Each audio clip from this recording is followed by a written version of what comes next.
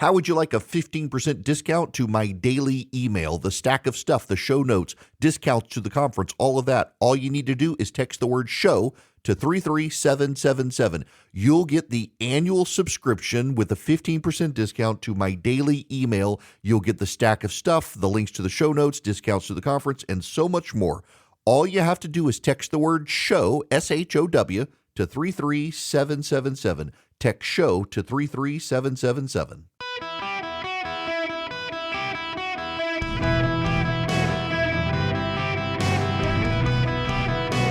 Welcome to the Erick Erickson Show podcast, Hour 3. My fellow Americans, across the fruited plain from sea to shining sea, it is Erick Erickson here. I'm delighted to have you. The phone number is 877-973-7425. Be patient, those of you on the phones, I will get to you. But I must, as we say in radio, monologue. Because I've been waiting. Now, there's much more pressing news out there, which is why I've waited until this hour. But this is the hour I've looked forward to today, because this is the thing I wanted to talk to you the most about. Maybe some would say I should have put it at the beginning of the show, but I believe I should prioritize the news of the day before my own wants. But now we've gotten to the part of the show I want to talk about. So, let me set the tables for you here. I started those weight loss injections about 6 months ago or so, and I've lost like 40 pounds. I actually got into there's one that's coming out. It's not out yet, and you can get it in the gray market. You can get it online. I actually got into the medical trial for it, and the reason is because I had an underlying health issue that came up several times on blood work, and my doctor said, you should get into this medical trial because this particular shot is showing benefit for this particular issue. And sure enough, the issue's gone away with this particular weight loss and how it works. And but the thing is, like, I have largely given up, except on Sunday nights when I have the guys come over on the front porch. I largely had to give up consuming alcohol of any kind, bourbon, beer, whatever, just because you don't feel good on this shot having had anything to drink. You just don't. You don't get a lot of food in you. I've had to up my protein and go to the gym, try to keep my deadlift up. You don't want to lose. One of the things about these GLP shots is that you lose weight so fast, you lose a lot of muscle mass. And we are probably going to see in the next 10 to 15 years, we're probably going to see an increase in broken bones, osteoporosis, and things like that from people who went on the weight loss shots. Millions of people have. But they haven't kept up their protein and exercise. I had to reprioritize my diet and all this other stuff because you need protein to build muscle. If you lose a lot of weight because you're not eating, you lose muscle. When you lose muscle, you lose bone mass. You lose bone mass, it's easier to break bones, things like that. So having to redo stuff like that and rethink about that, I eat a lot more steak and beef and beans and you name it. And lots of sweet, y'all. I love the sweet potato. I could write an ode to the sweet potato. I won't, but I could. Nonetheless, for the fiber, I'm not saying it's protein fiber, but nonetheless, I digress. So I will have a glass of bourbon with friends on a Sunday night, and otherwise don't. Which is also kind of funny because the number of people who gift me bourbon is like, oh, you talk about bourbon all the time. It's like, clearly people think I got a drinking problem. So it's been kind of funny, but I bring that up because there is a piece written by Derek Thompson, who also writes at The Atlantic on the end of booze. The turn against moderate drinking has been sudden and sharp. It's often not based on science. The share of people who drink at an all-time low last year, according to Gallup, whose data goes back to 1939. Total beer consumption recently hit a 21st century low. Wine vineyards are reportedly in crisis. 2/3 of Americans under 35 now tell Gallup that alcohol is harmful in any quantity. This alarmist viewpoint is not exactly conspiratorial nonsense. It received an endorsement from the scientific community last month when the federal government released a very controversial alcohol study, which researchers claimed was suppressed by the alcohol lobby. Buoyed by the Streisand effect and thus widely covered in the news media, this study concluded that any drop of alcohol may increase a person's mortality with risk accelerants after one drink per day. Now, this is quite personal for me. On the one hand, I enjoy drinking. I love a glass of wine with dinner. I like making cocktails. Corpse Reviver number 4 for friends who visit my house. On the other hand, I also enjoy being alive. I love my children. I don't want to miss their weddings just because my fondness for a martini might prematurely kill me. This makes me highly motivated to understand the relationship between alcohol and mortality in a way that goes deeper than, say, a cursory newspaper write-up of a single alcohol study. It turns out the study gets a lot wrong, and in fact, having a glass of alcohol a day is no less dire for your health than driving to work on a daily basis. There's a separate piece in the Wall Street Journal, and it all comes with this Gallup data showing that drinking is at an all-time low, and for people under 35, it almost doesn't exist. It comes with a piece of the Wall Street Journal about how the social aspect of drinking, going out with your buddies for a beer, going to play golf and having a few beers afterwards, or going out with friends to a local bar, is in decline, and it is in rise with isolation. And these things coincide with each other, and you can't ignore them, that as we as a society have become more isolated, we are less social, and as we are less social, we are less likely to drink alcohol. And as we're less likely to drink alcohol, interestingly enough, there is a health impact on the other side that's not good, because in some cases, a glass of wine a day or so is good for your heart, and among other things.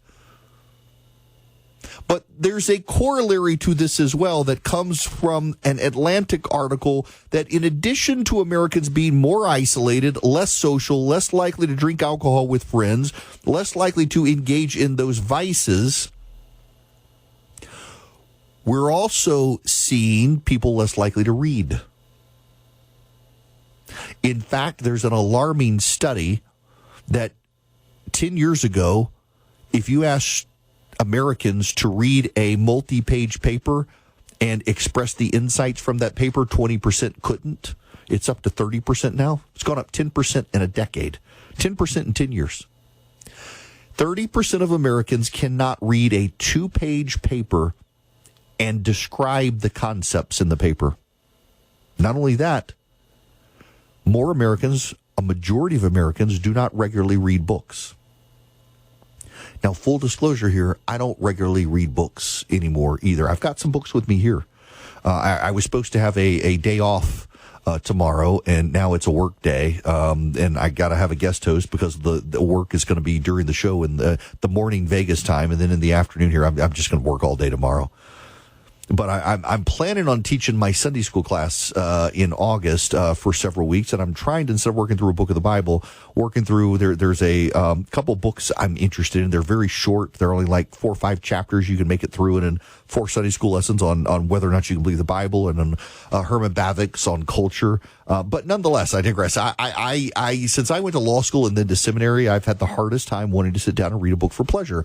And I don't typically take vacation. I don't like to take vacation because I love my job. But my family is forcing me on vacation at the end of the month, and my body is telling me I'm ready for vacation, and I intend to read books. Most Americans don't do that anymore. There's another related study out that a professor at Brown University gave his students a midterm that they could take home, and then they had to do the final in class. And overwhelmingly, everyone passed the midterm, except one guy. And hardly anyone passed the final, except for one guy. And the guy who failed the take-home also failed the final. And the professor's conclusion is maybe 3 people in the class were honest with their midterms and didn't use AI, and everybody else cheated. There are, again, in a class of about 30 people, one of them failed the midterm and failed the final. One of them passed the midterm and passed the final with only about a percentage point of difference in the grades, and a third one passed the midterm but actually did better on the final. And everybody else blew away the final and then failed the midterm. And the professor said these are kids going home and they're using AI to do their work. We're offloading our thinking. Now, all of this together, it gets to my point. We talk about a lot counterculture, and counterculture for conservatives gets a bad rap because we think of the hippies in the 60s and 70s. But if you want to be countercultural today, think about the things that make you countercultural in the United States today. If you want to be countercultural in the United States of America today, go to church, read a book, hang out with friends and be social and break bread with other people. Go out for beers with your buddies and have a glass of wine on occasion. And engage in the world around you. Christianity is one of the most countercultural things ever. In the Roman Empire, Christians were persecuted because they were perceived as being weird because they went counter to the culture. I've mentioned this before. Go back to the Old Testament. Go back to the Levitical laws. Don't wear mixed fabric clothing. Don't eat shellfish. Don't get tattoos. The reason was God wanted to set his people apart. And you can get the sense that the other tribes around the Israelites did those behaviors, and God told them, don't do these behaviors, and it signified they were different in some way. And then you get to the New Testament, and it's no longer the outward appearance to show the inwardness of your heart, it's the outward behaviors. And the Christians in the early Roman Empire would behave in ways that were so countercultural, they got persecuted and killed. They would rescue babies from the Roman trash heaps. The original abortion was piling the unwanted children onto the trash heaps to die. Hospitals came from Christianity. Literally, hospitals came from Christianity. In the Roman Empire, the Christians commanded to love your neighbor, would go out to the sick and take care of them and develop medical practices, sanitation practices, and the like that formed hospitals. The Roman Empire didn't have that concept until the Christians came along. Women's rights come from Christianity. Now, I know you don't know this. If you went to a progressive college, if you went to a public school, you don't know this, but actually women's rights came from Christianity. Why? Because Christians believe we are all equal before God, therefore we need to treat each other equally and lovingly. And while there was abuse and while there was heavy-handedness, the actual Christian commandments were that we were all equal and you have to love your neighbor. And that allowed women some level of liberation in the Roman Empire and in medieval times that other cultures didn't get. It was ultimately Christianity that got rid of slavery. William Wilberforce advocating because of his faith. John Newton, who wrote Amazing Grace, had been a slave ship captain and was so overwhelmed with his sins, he gave it up and became a priest and wrote Amazing Grace and led the abolitionist movement against slavery because of his faith. It was counterculture along the way. Go to church. That's one of the most counterculture things you can do. Hang out with your friends. That's something that does not happen anymore. It's one of the reasons I love now. I love to play golf by myself, but I love going out with friends. Grab some cigars and some drinks and go hit golf balls. Do not care about. I never keep score. I'm working on my handicap, so that's kind of a lie. I am now because I apparently need one to play with a particular PGA player who listens to the show who says I need my handicap. But it's countercultural to hang out with your friends. It's countercultural to go out for drinks. It's countercultural to go to church. It's countercultural to be plugged into a community. It is countercultural to open a book and find enjoyment and pleasure in reading it. And there are a lot of great books out there. There are a lot of great books. They're amazing storytellers. And you don't just have to read Harry Potter or Lord of the Rings. There's a lot of them out there that are good books. Read histories. I mentioned the John Adams book. If you've never read a history by David McCullough, you should read one of his histories, whether it's the Truman biography, the John Adams biography, the Wright brothers biography. They're great books. Being countercultural these days, it used to be fighting the man and smoking weed and being a hippie. And counterculture now means go to church and love your neighbor and read a book and get off the internet and stop being so online. And by the way, you do that, you actually have a healthier, happier existence. The people who are offline, they're more content. Why? Because being online breeds discontentedness. And it's not a coincidence that some of the most progressive socialist politicians in America are the ones who are the most online. Because you get online, you see these social media influencers pretending to be rich, and you're thinking, how can that bum have that money? He doesn't. He's sitting on a fake private jet. But he wants you to think he's rich, and you can't discern the truth, and you become discontented. Contentedness is one of the keys to life. It's something I struggle with. Because I myself see all these people who have all this money, all the grifters out there. I'm like, man, why am I not in that life?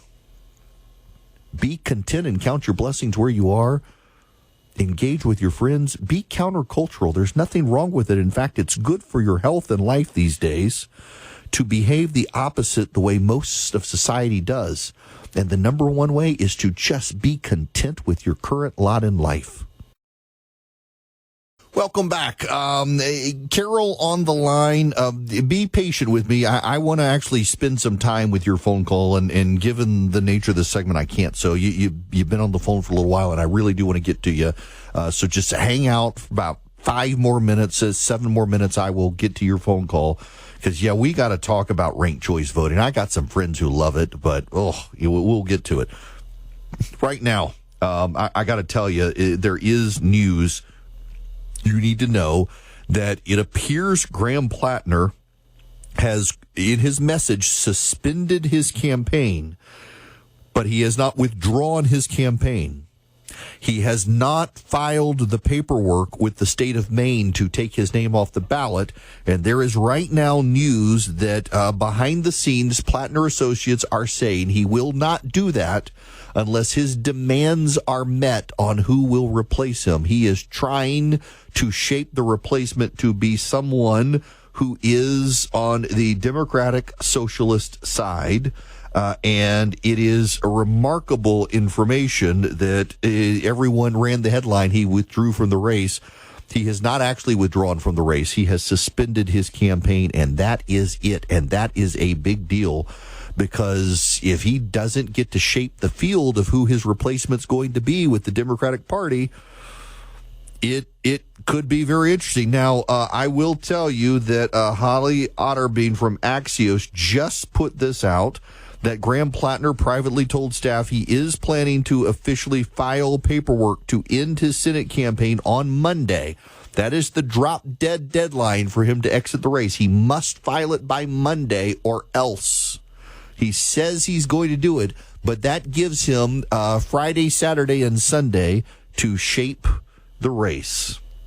Now, I need to tell you about American financing. With costs up these days, a lot of people are putting money on their credit cards, and you're getting 25% interest rates on credit cards, and more Americans are struggling to pay them off. If you have a low interest rate, you may want to consider talking on your mortgage, consider talking to American Financing, because your low interest rate on your house could be helping you pay off your high interest rate credit cards right now. That's why people are talking to American Financing. They're saving customers an average of $800 a month by using equity to finally break free from their credit card debt. Owe it to your family to see what's possible. No upfront fees, no pressure. It is not commission-based salesman. It is salary-based mortgage consultants.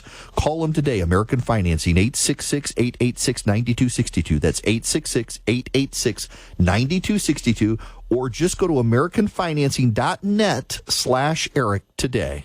NMLS number 182334. NMLSConsumerAccess.org. APR for rates in the 5 start at 6.327% for well-qualified borrowers. Call 866-886-9262 for details about credit costs and terms. Visit AmericanFinancing.net/Eric. Average savings based on borrowers to save over $199. Welcome back. It is Erick Erickson here, 877-973-7425. Now I want to take Carol's call from Erath, Louisiana, Vermilion Parish. Welcome. How are you? Good.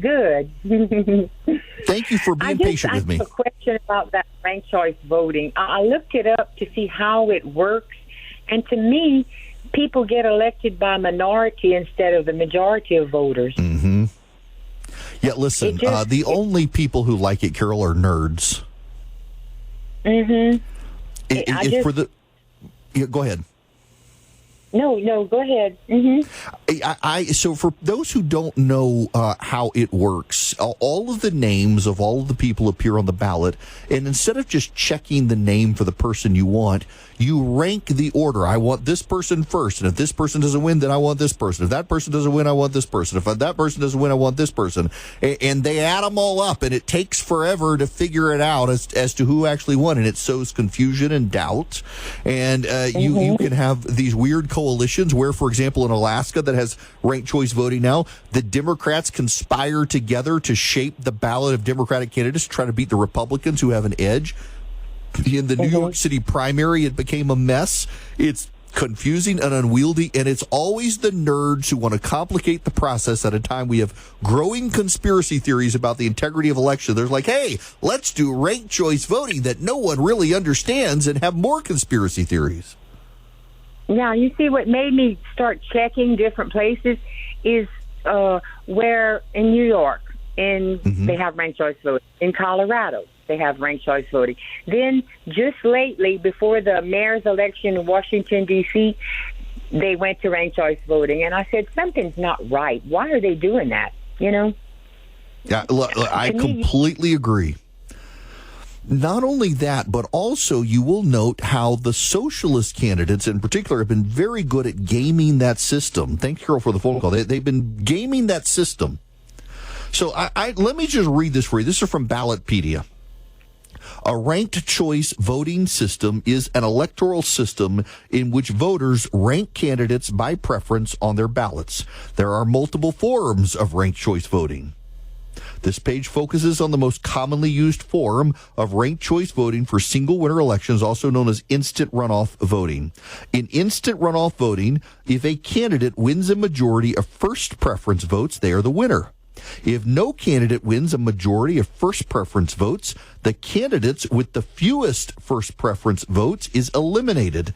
Ballots are then ranked a failed candidate as their ballots that ranked a failed candidate as their first or highest choice, depending on the round, are then reevaluated and counted as first preference ballots for the next highest ranked candidate in that round. A new tally is conducted to determine whether any candidate has won a majority of ballots. The process is repeated until a candidate wins an outright majority. Elements of this process, such as the number of candidates eliminated in each round, vary by jurisdiction. As of June of 2026, 7 states had laws authorizing or requiring ranked choice voting. 19 states have laws prohibiting or restricting the use. Now, the nerds love it because they believe you can skip the runoff. Here's how it works. You have candidates A, B, C, D, and E. And everybody votes. And nobody gets 50 plus 1. So the candidate with the lowest number of votes, and let's say that's candidate E, the candidate who comes in last among that is dropped. So now you recount the votes, and all the people who voted for candidate E in first place, you eliminate candidate E and you say, okay, who do those people vote for in second place? And you count again, A, B, C, and D now, no E. And if no one's gotten over 50% of the vote, you take the guy who's come in last and you drop his votes. That's this time candidate A. So candidate E is out and candidate A is out. So now you take all of the people who voted for candidate E first and you recount their ballots with their second priority. And some of those people voted for candidate A next. So you take now the third ranked person for them. And for all the people who just voted candidate A first, you go to their second place. Some of them voted for E in second place, so you ignore those people. So now you go to that third place on that. And you see, does anybody get over 50%? In this case, candidate D got over 50% of the vote. He's the person who wins. If you are confused, you have every right to be confused because it's a confusing process. And the nerds love, there's no confusion. It makes it so easy. Think of the money you save. Well, okay, here's the problem. We've been doing it one way for eons in this country. Now you're doing it the other way, and you're asking people to rank people. What if they decide that I don't even want to vote for candidates? So you just leave it blank. Well, that's their choice. Really? But had they known, maybe they would have voted. It's such a garbage process that, again, it's the nerds who like it, and nerds are good about screwing up everything. And by the way, I am to some degree needling some who are big advocates for ranked choice voting. Boy, they get really defensive too. But I'm telling you, it's a garbage process for voting because it adds a level of complexity to the American electoral system we've never had before at a time where we need a process in this country that is as straightforward and honest as possible. And people get confused by it, and it's really much easier to game a ranked choice voting system, and so people play more electoral games and stacking the deck and how they vote, and it seeds distrust, it seeds confusion, and it's a complex process, and that's why 19 of our 50 states have banned ranked choice voting. Only 7 actually embrace the idea of ranked choice voting. Carol, I'm glad you raised it, because it keeps coming up. And if you live in a state that doesn't have ranked choice voting, you should consider having your state legislature ban it as well. The socialists are the biggest, the nerds and the socialists. The socialists love ranked choice voting. And it's not a coincidence you've seen a socialist rise in states where you get ranked choice voting, because they gamed the system. Because they were all playing Dungeons and Dragons in the past, and they know how to roll the dice and stack the deck. They and the nerds have something in common in that regard. Ranked choice voting, it's a garbage complex system that no one should like, but some people like because they're professional contrarians and nerds, and they say, let's go with ranked choice voting. And I have some dear friends who I dearly love who are really wrong on this issue, who think it's just the greatest thing, but they're also like nerds, and some of them went to Georgia Tech, and so they're into complex, convoluted processes that they understand and no one else does, and they think the rest of us are the dumb ones because we're not as smart as them when they understand. It complicates the process. It complicates the process. And by the way, have you seen New York now try to count its vote for mayor? It took them forever to try to go through the process. No. It's not good. It's not good. Okay, we got to move on to other things. By the way, there's second source now confirming Graham Platner actually on Monday does intend to completely withdraw from the race. He's going to wait until the bitter end. I want to shift gears, and I want to talk about a story Philip flagged for me. And I had not seen this story. Some of you are going to be shocked and appalled by this. My friend Clark Howard is regularly horrified. I think I'd give him nightmares when I say this. I, your host, have never in my entire life set foot in a Costco. I know. I have joined Costco now because down the street from me, they're planning on building one. Now, it's still a forest, but allegedly within the next 2 years, it's going to be a Costco. They've bought the land, and I intend to go. But there's not a Costco within a 40-minute drive of me anywhere. So we have a Sam's Club, and I know Costco is more awesome than a Sam's Club, and I look forward to going to Costco and getting my Titleist Pro V1s that are actually labeled as the Kirkland brand, and they're just as good as the Pro V1. I look forward to going to Costco. I want the meat and food selection. One of the reasons there's a Costco restaurant supply store near me, and I really want to go there. I just haven't had time. It's like a 45-minute drive from my house. But I am impressed by Costco. You know, what was his name who worked with Warren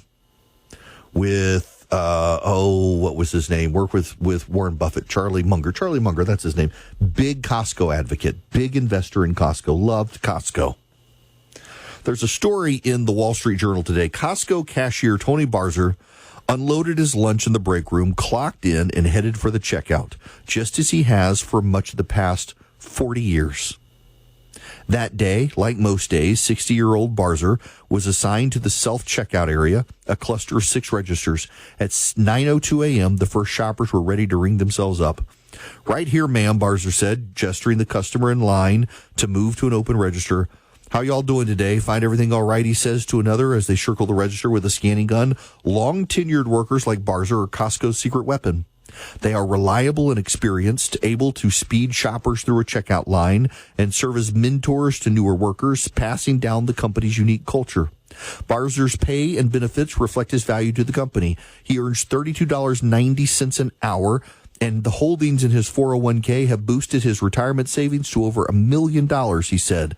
His Costco-sponsored health care has a regular visit copay of $15 and a specialty visit of $25, well below the national average. In 2009, Barzer's family bought a 3-bedroom, 2-bath house with a pool. They've been able to travel to Europe twice over the past decade. As a younger person, I didn't think me and my family would reach what we sit on now. I could retire, but what would I do? Costco's been good to me, he says. Costco has long paid more than most U.S. retailers to help keep turnover low, a strategy the company's founders believed would reduce costs associated with training new hires and lead to better customer service. Turnover after 1 year of employment at Costco is around 7%, a fraction of industry averages. Research generally supports the idea that happy customers stay longer and lead to happier customers. Happy employees stay longer and lead to happier customers. In one 2023 study, consulting firm McKinsey looked at online reviews of over 100 retailers by both customers and employees. The retailers with the top 25% highest employee satisfaction scores were more than twice as likely to fall in the top 25% of customer satisfaction scores. So I have a prevailing theory in life on free markets and capitalism. And I like to say free markets. Capitalism is actually intended to be a pejorative from Karl Marx. Free markets.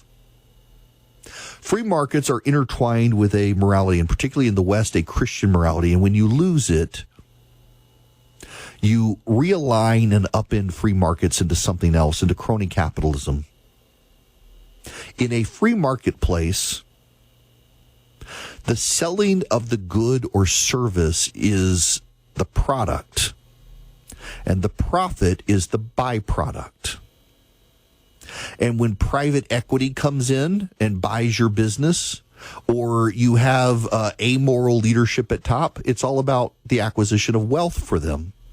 And when it becomes about the acquisition of wealth for the company instead of selling the good or service, then even the employees in the company are opportunity costs of the company and not human beings. It's one of the reasons I actually am not a big fan of private equity, because I see too often when private equity comes into places, it's all about the bottom line. It's not about the humanity. It's not about the good or service. It's about the profit. I'm in Las Vegas right now, broadcasting from my affiliate KXNT, and I went to a particular casino hotel yesterday that has been bought by private equity, and could immediately see the changes. Some of the restaurants are no longer there. Some of the changes are designed. They've gotten rid of the free water bottles in hotel rooms. You have to buy everything now. Little things like that, this hotel used to be owned by an individual who treated his employees well. The employee satisfaction at this particular hotel casino is in decline in public surveys. Nickel and diming people. The free markets are the best way society has ever come up with to do business. In fact, in free market societies, people in the bottom rungs of society have been elevated greater than anywhere else. The reason the United States doesn't have a middle class anymore is not because we've wiped it out and made them poor, but because the middle class has been elevated into the upper income society through companies like Costco and elsewhere that have treated their employees well. And I would just advise those companies and the private equity owners who are listening that do a better job of managing your employees.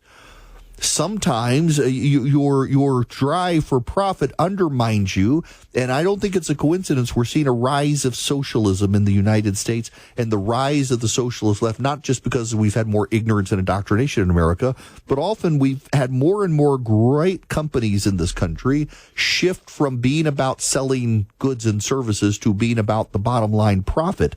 I'm not saying ignore the bottom line and profit. I'm not saying that at all. You've got to. I run a small business. I got to pay attention to my profit. But when making money is the be-all, end-all, not the good and service, you upend things. And at the end of the day, it's the good and service that matters. And when the good and service declines in favor of the profit eventually goes away. And companies like Costco have understood. You keep your employees happy. Your employees, to a degree, are a product of the company. You keep the customers happy and coming back, and you make a very profitable company. The trial of Tyler Robinson in Utah is proceeding, and we are nationally watching a podcast influencer named Candace Owens descend into lunacy because she built a conspiracy that foreign people might have killed Charlie Kirk with an exploding microphone or some such. And not only Tyler Robinson's parents witnesses against him, but Tyler Robinson's boyfriend is a witness against him. And I will recall, and you should recall, that when the transcript of Tyler Robinson's text messages to his boyfriend came out, there were multiple people, including we had callers to this program, say these do not sound real. They have produced the screenshots from the cell phone in court now of those text messages. And what just kind of blows my mind are the number of people who they can't admit they were wrong. Candace Owens is now having a meltdown claiming that Tyler Robinson's boyfriend was somehow an FBI plant and his testimony in court is hearsay. Now, hearsay is an out-of-court statement taken for the truth of the matter asserted, but there are exceptions to hearsay, including statements against interest. Normally, people do not say, I murdered someone, unless they murdered that person. And those statements can be used in court as an exception to hearsay. Hearsay is just riddled with exceptions. Those admissions against interest are one of them. And yet there are people out there, people you and I know, who listen to Candace Owens and others and have convinced themselves that this is a conspiracy theory. These are stupid people. And you need to understand that one of the hallmarks of the stupidest people on planet Earth are they are convinced that they're the smart ones. They lack the humility to understand they might be wrong. We have overwhelming evidence at this point. We have overwhelming witness testimony. We have video footage of this guy on the campus. We have the statement of his boyfriend. We have the statements of his parents. We have his own statements that he himself made after being turned in. And yet we have people who would rather believe in some great conspiracy theory than believe the truth because they are easily manipulated people who are too stupid to realize how easily manipulated they are. And in the process, they're convinced you and I are the stupid ones. And they will never, ever, ever acknowledge their own stupidity. They can't because it would mean that they have to acknowledge they're wrong. And some people can't do that because of their pride. Now, sadly, here at the end, I have to let you know, I just got the push alert that Bonnie Tyler has died. The acclaimed Grammy Award-winning singer wrote Total Eclipse of the Heart. Prayers for her family. What a great singer she was.